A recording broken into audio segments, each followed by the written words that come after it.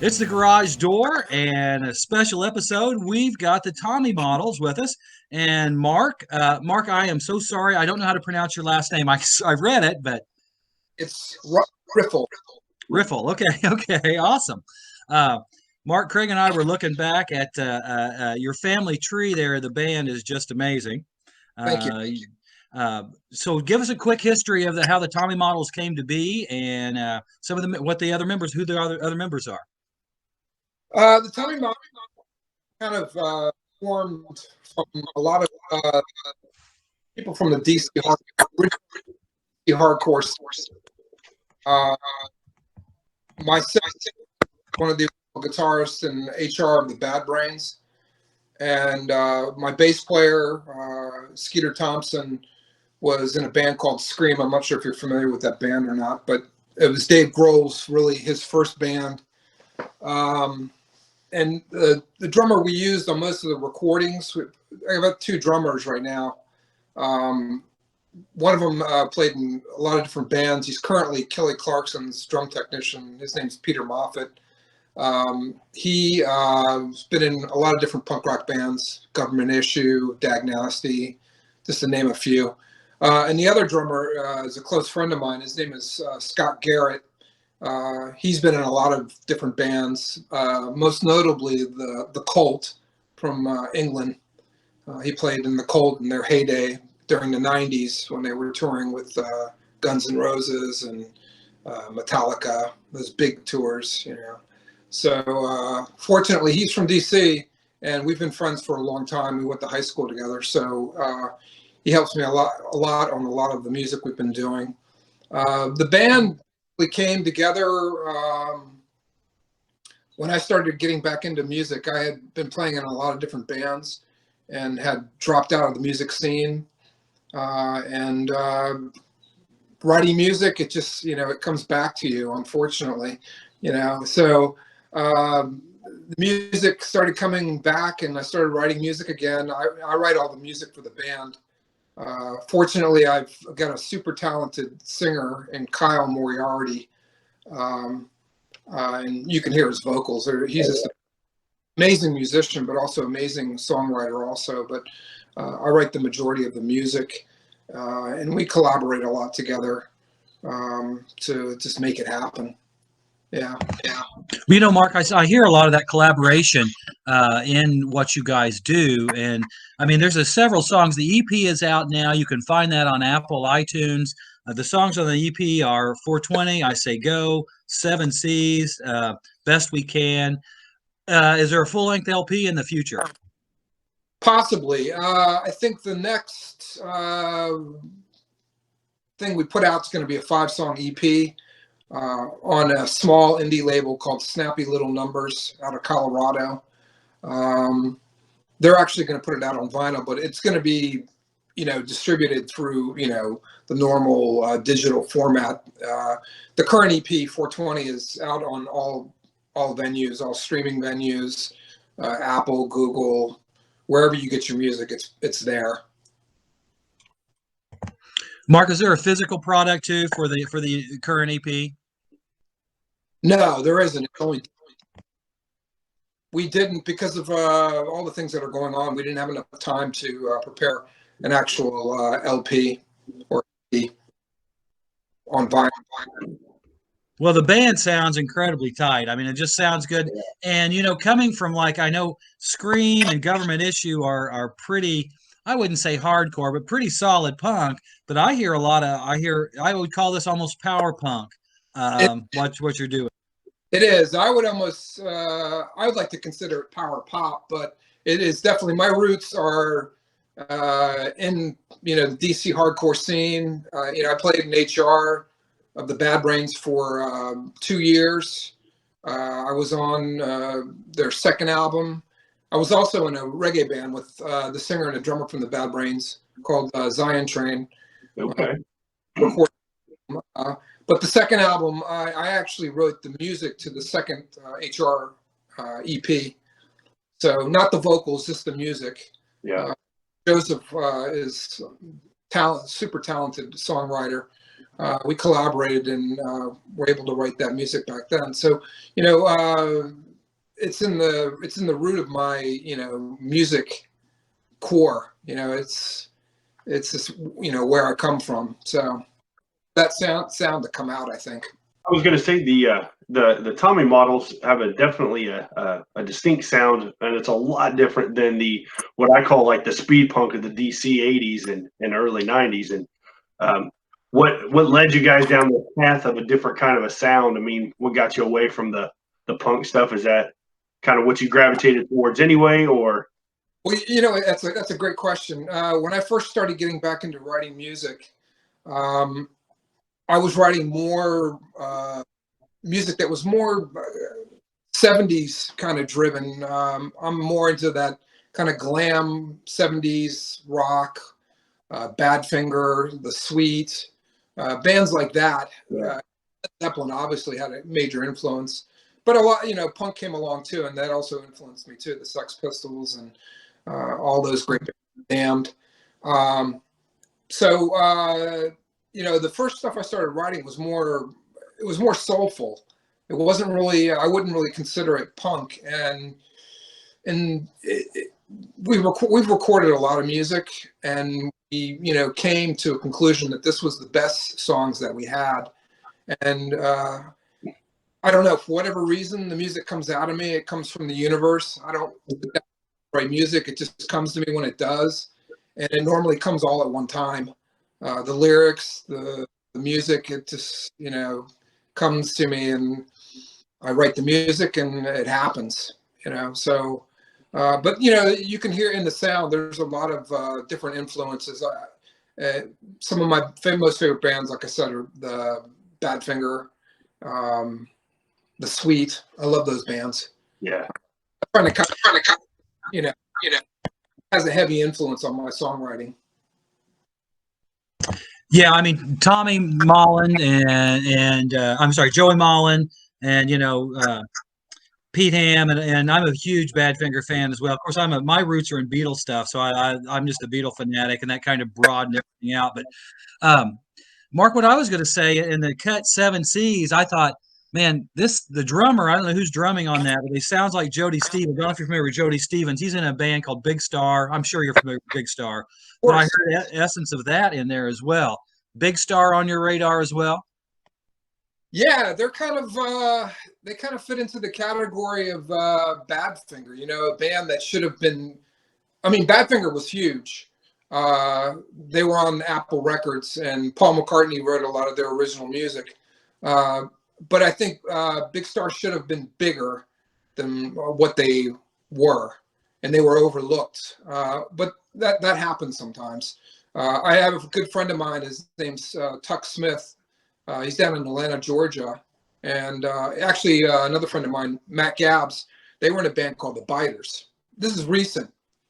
These guys were just amazing. And they, you know, it's just the current culture of music. It was very difficult for them to make it, you know, unfortunately. Yeah, definitely. Speaking about Badfinger, okay, Craig, Mark, I got to ask you guys a question. Favorite Badfinger LP? I'm gonna write mine down right here. Oh, God, you're really your song. Okay, I'll just go with mine. Mine's No Dice. I love No Dice. That's got just all kinds of great stuff on it. I mean, no matter what's on there.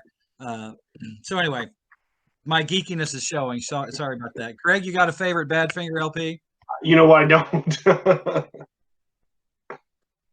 I think Mark, anything for you on a favorite Badfinger LP? Well, for me, I think it's more the music. I wouldn't really go. I think their first LP was brilliant. Paul McCartney wrote that one song, "If You Want It, Come and Get It." But also, "Baby Blue" is just a classic. Yeah. And that's probably my favorite song by them. And, you know, it's gotten a lot of notoriety recently because it was featured in a TV program. But a lot of people didn't even know who wrote the song or where it came from. And that was just part of my whole, you know, this one of the songs I loved as a kid, you know, growing up, listening to when FM radio first came out. when it was just kind of cutting over from AM to FM, you know.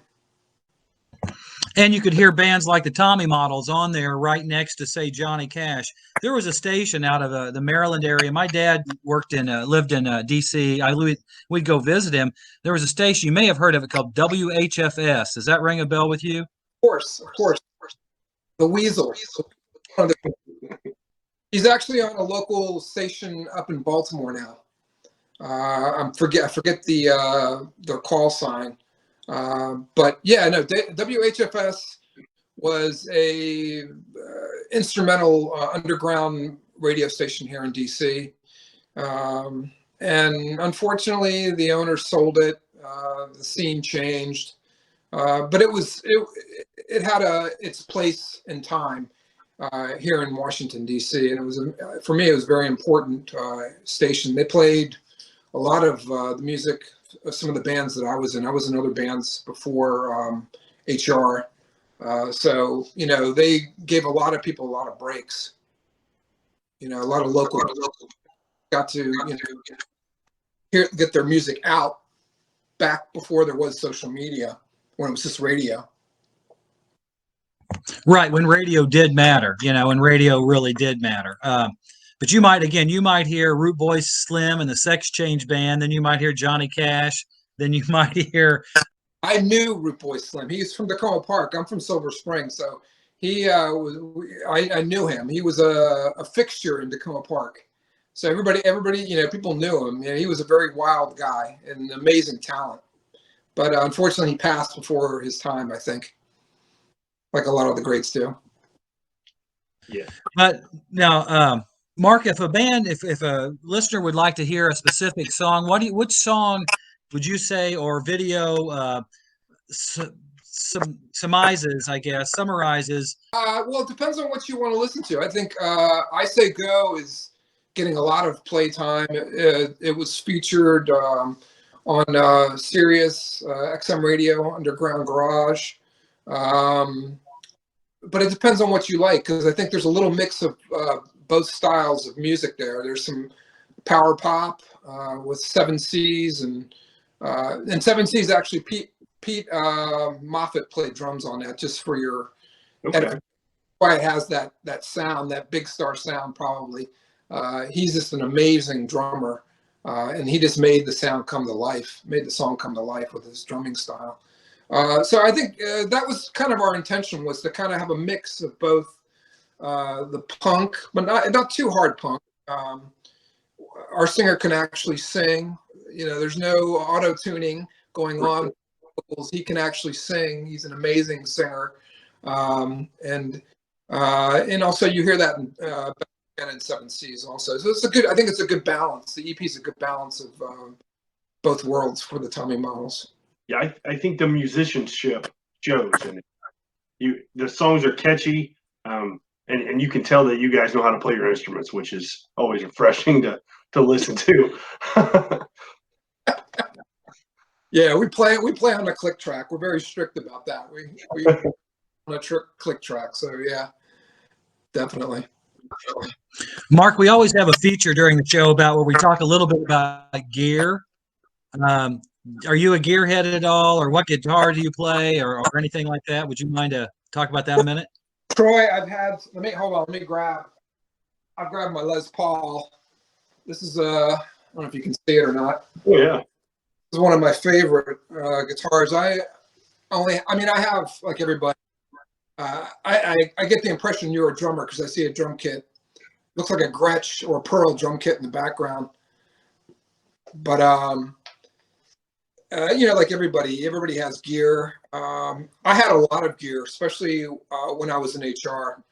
I had a Marshall stack, tons of guitars. And, you know, as I got out of music in the 90s, unfortunately, I sold my Marshall, which I should have never done. It was a 68. I should have never sold that. I regret selling that to this day. I let go of a lot of gear.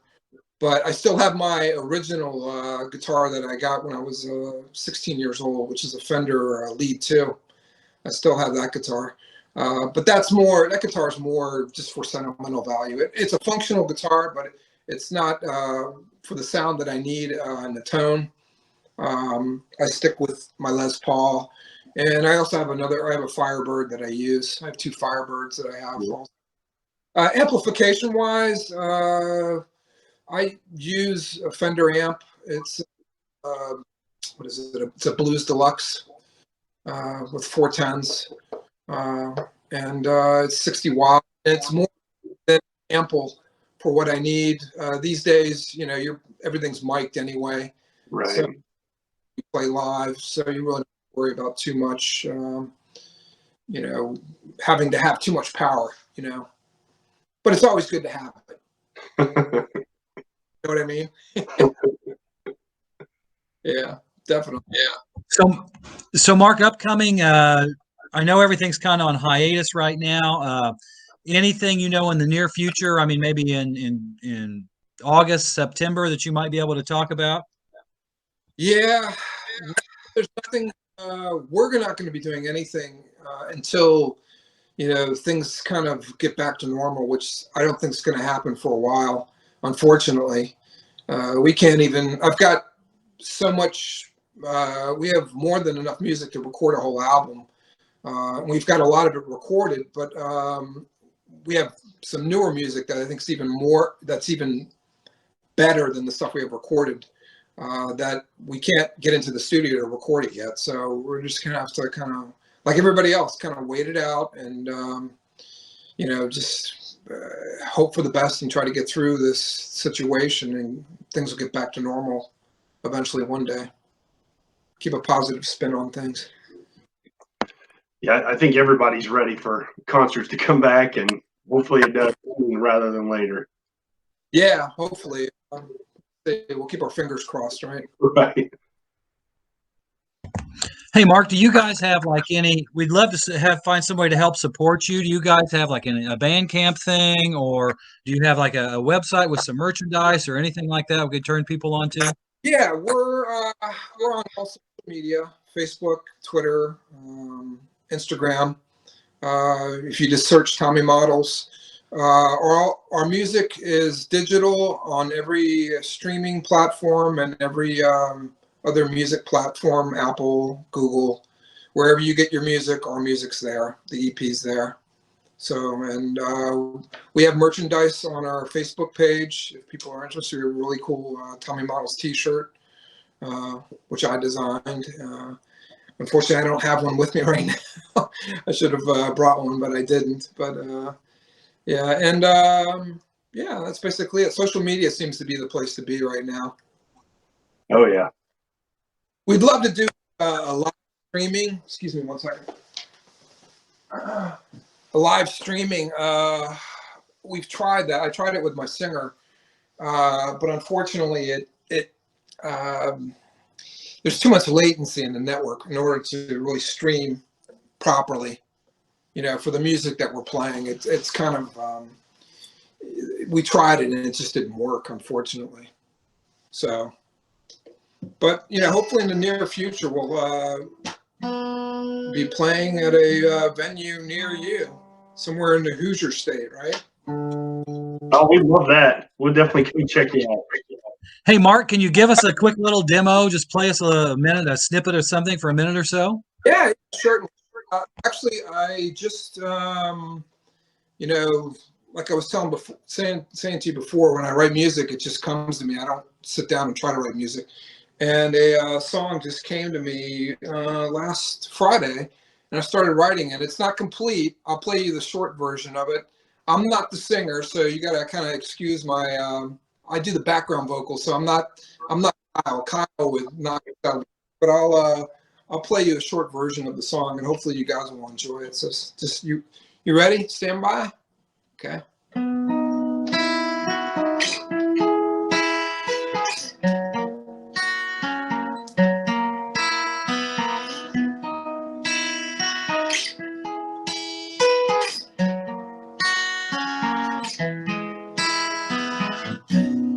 Long days of summer have gone. Want you were willing and strong. Oh my God, you smell so sweet. I just wanna kiss your feet. Who's right to tell us we're wrong? Susie Q, don't let me fall for you. Susie Q, don't let me fall for you. Susie Q, promise you'll always be true. Susie Q, don't let me fall for you. The dark days of winter have come. Inside we're tethered and warm. Purple hair and combat boots. I swear I never felt so loose. Perhaps we are living too long. Susie Q, don't let me fall for you. Susie Q, don't let me fall for you. Susie Q, promise you'll always be true. Susie Q, don't let me fall for you.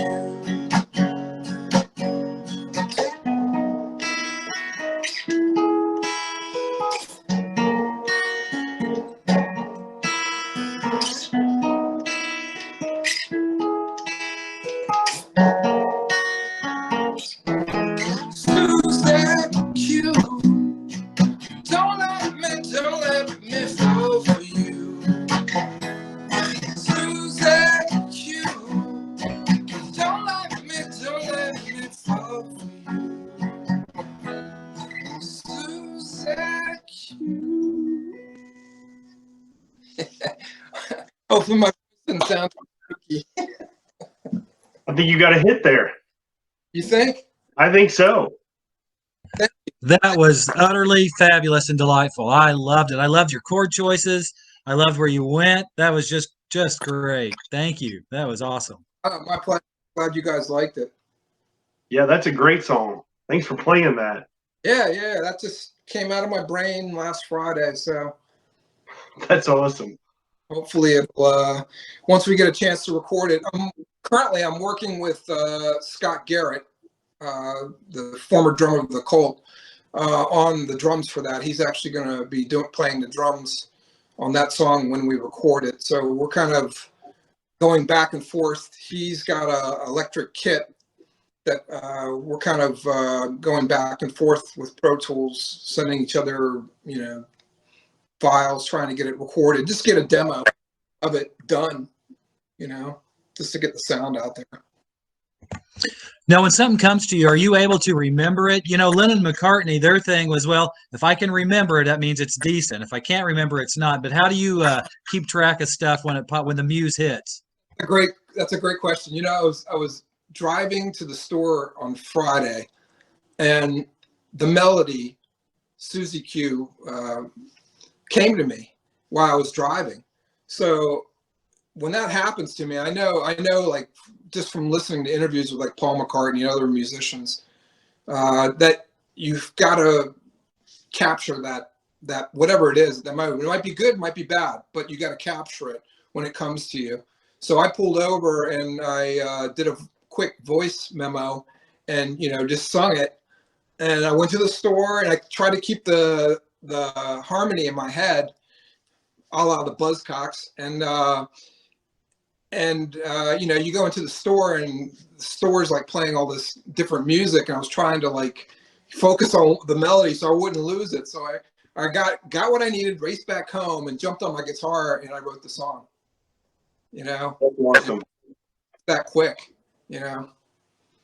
So, and I think the drums are going to kind of sound like the way I want the drums to sound is kind of like the Ronettes. The Ronettes had a song called what was the name of that song? It was one of their big hits, The Ronettes by Phil Spector. Probably Hal Blaine playing drums on that, playing a Ludwig kit. Yeah. But we're kind of modeling the drums after their big hit. I think Baby, something, I can't remember the name of the song, but off the top of my head. But Be My Baby, I think, is the song you're. That's it, exactly. Be My Baby. So you'll be hearing, it won't be exactly that because it's a totally different song, but we'll borrow from that song because I think it lends for it. It makes it sound, make it pop. That's what we want. Hey, Mark, if you could sometime tell Scott if he ever wants to come on the show and talk drums.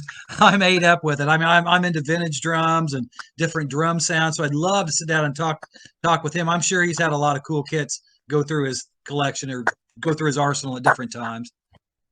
He was, and he's actually still signed with DW. So, yeah, he has. He's had a lot of amazing kits, and he can probably tell you a lot about it. So I'll mention it to him, and Why can't we hear that whole song put together with the drums and everything on it? Say that again. I couldn't hear you. I can't wait to hear that song all put together with the drums and everything on it. I think it's a really good song. I think it's gonna be a hit for you. I can't wait to record it. That's what I want to do. I'm just dying.